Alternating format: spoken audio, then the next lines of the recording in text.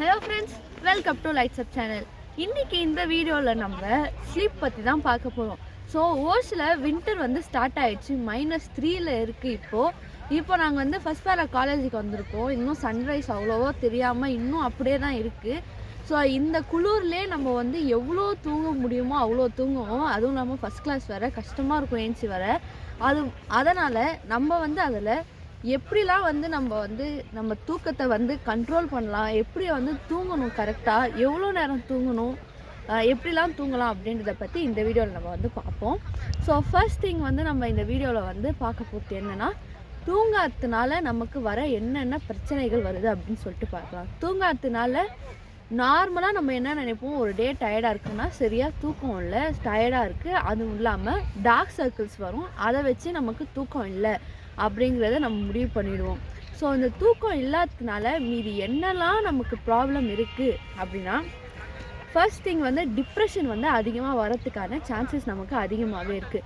Depression மட்டும் இல்லாமல் heart ப்ராப்ளம்ஸும் வரும். ஸோ இந்த தூக்கம் இல்லாததுனால 71% ஆஃப் த பாப்புலேஷன்ஸ்க்கு வந்து பிபி ரைஸ் ஆகிறதும் இல்லாமல், அது மட்டும் இல்லாமல் 13% ஆஃப் தி பீப்புள் வந்து ஒழுங்காக தூங்காததுனால ஹார்ட் டிசீஸும் அவங்களுக்கு வருது. ஸோ 5 hours 7 hours தூங்குறோன்னா இந்த மாதிரி ரிலேட்டடான ப்ராப்ளம்ஸ்லாம் நமக்கு கண்டிப்பாக வரும். அது மட்டும் இல்லாமல் தூங்காததுனால ரோட்லேயும் நிறைய விபத்துகளும் நம்ம வாழ்க்கையில் அன்றாடம் நடந்துட்டுருக்கத்தை நம்மளே வந்து நேரில் பார்க்குறோம். ஒரு ஏர்லி மார்னிங் ஒரு ஆக்சிடெண்ட் நடக்குதுனாலே அந்த டிரைவர் சரியாக தூங்கலை, அதனால தான் அவருக்கு ஆக்சிடெண்ட் ஆகுது அப்படின்றதையும் நம்ம வந்து ஒரு கண்ணை மூடிட்டு டிசிஷன் எடுக்கலான்னா அந்த டிசிஷன் எடுப்போம். ஏன்னா அவங்களுக்கு வந்து நிறையா வந்து தூக்கம் இல்லாமல் இருக்கும்.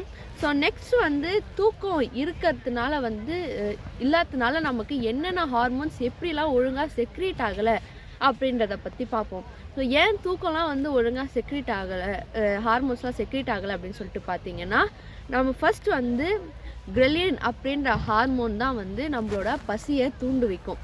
அது தூக்கம் இல்லாததுனால அந்த ஹார்மோன் வந்து ரொம்ப அதிகமாயிடும்.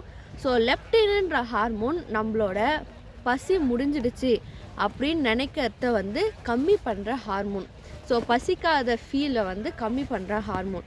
ஸோ இது என்ன ஆகும், கிரெலின் வந்து அதிகமாகிடும், அதாவது பசிக்கிற தன்மை வந்து அதிகமாகிடும். லெப்டின் வந்து நம்ம பாடியில் ரொம்பவே கம்மியாயிடும். ஸோ அதனால் சீக்கிரமாக நமக்கு வந்து பசி இருக்குது, பசி இருந்தும் கம்மியாக சாப்பிட்டு சீக்கிரம் பசி முடிஞ்சிடுச்சு அப்படின்ற மாதிரி நம்ம சரியாக சாப்பிடவும் முடியாத அளவுக்கு நம்ம பாடி வந்து போயிடும்.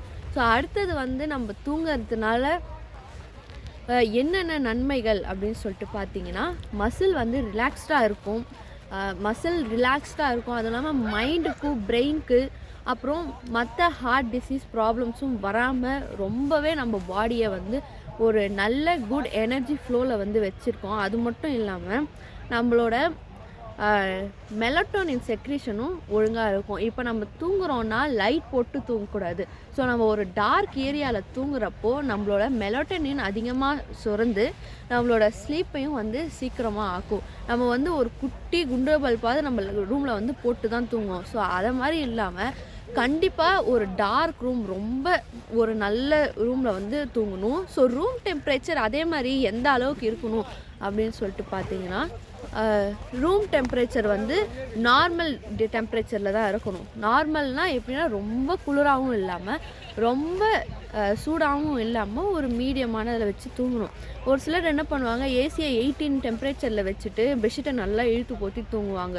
அது மாதிரி தூங்காமல் ஒரு நார்மல் டெம்பரேச்சரில் நார்மலாக யூஸ் பண்ணுறது பாடிக்கு ரொம்பவே நல்லது.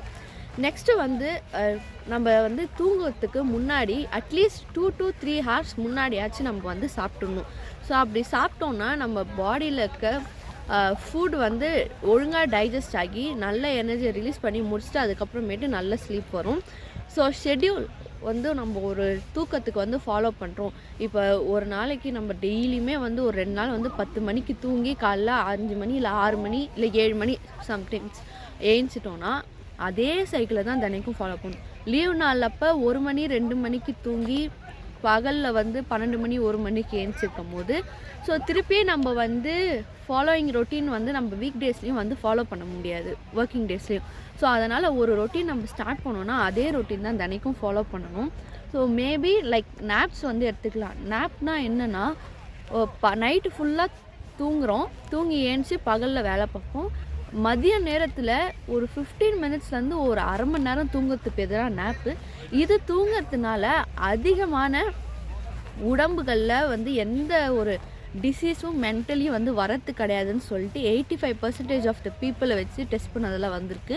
ஸோ நேப்ஸ் எடுக்கிறது ரொம்பவே நல்லது. அதாவது காலையில் சீக்கிரம் எழுந்திரிச்சிட்டு டே ஃபுல்லாக ஒர்க் பண்ணிட்டு மதியம் நேப் எடுக்கிறது பேர் தான் தூங்கிறது பேர் தான் நேப்பு. இப்போ நம்ம ஒரு மணிக்கு எழுந்திரிச்சிட்டு திரும்பி 2 மணிக்கு சாப்பிட்டு திருப்பி 4 மணிக்கு தூங்குறோன்னா அது பேர் நேப் கிடையாது, அது பேர் லேசினஸ், சோம்பேறித்தனம்.